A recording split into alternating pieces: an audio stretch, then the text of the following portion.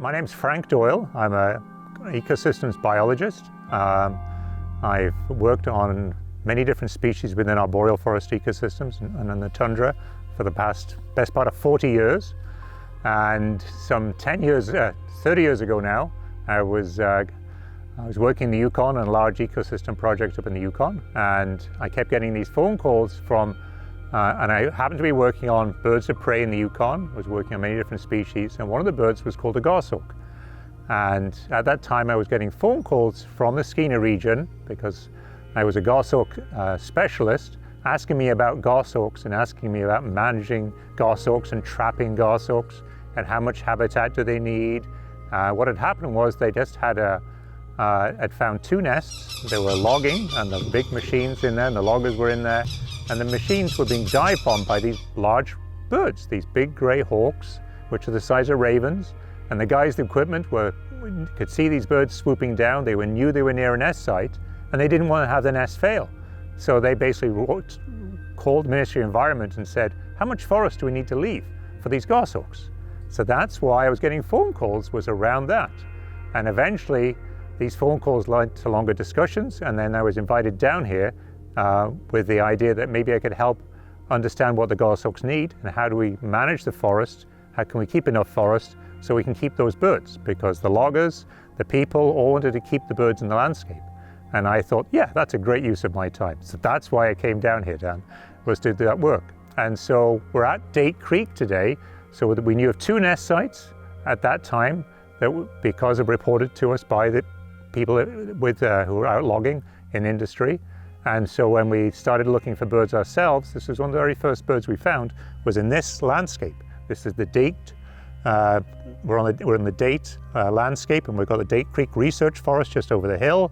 There's the Sunday Lake Forest Service Road behind us, and this is a beautiful, intact, old-growth hemlock forest. And so we were surveying for goshawks, looking for goshawks in this landscape, and this is one of the first places we found birds.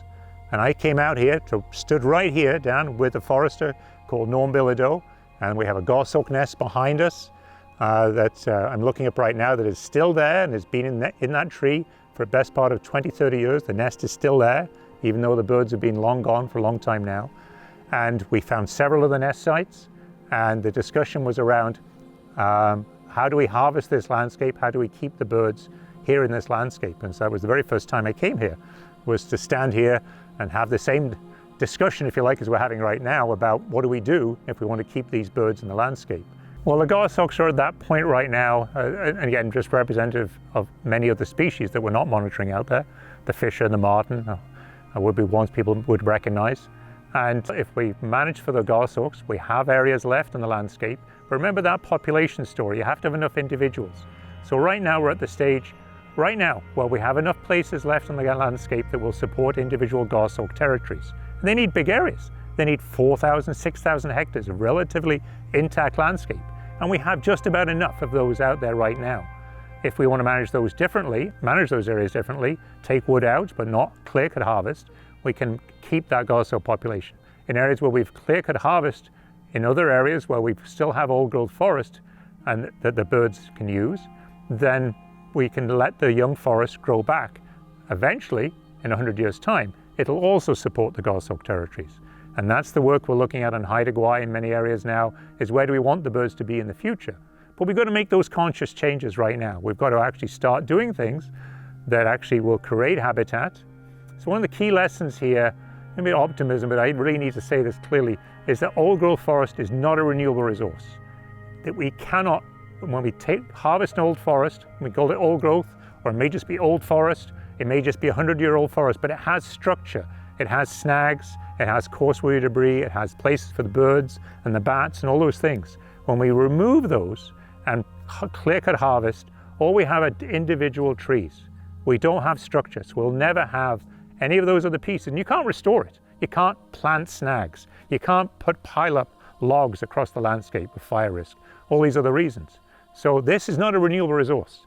You can harvest this forest and plant trees, but it is not a forest. With climate change, the idea that in 30 years' time we're going to stand here and have a conversation about what are our options is ludicrous.